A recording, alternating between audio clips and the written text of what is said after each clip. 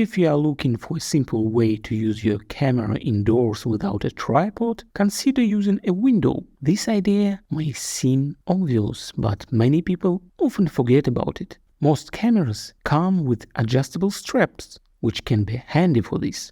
Just open the window or balcony door and hang your camera on it using the strap. This method is great for almost any apartment, no matter if you have a good place to set up your camera or not.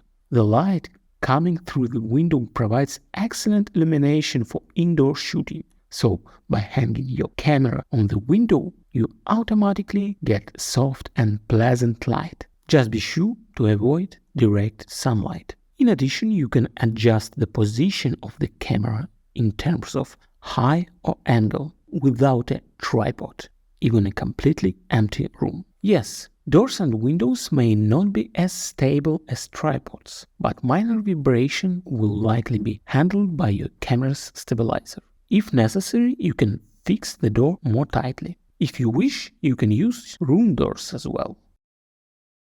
If you need a lower point, just hang the camera on the door handle.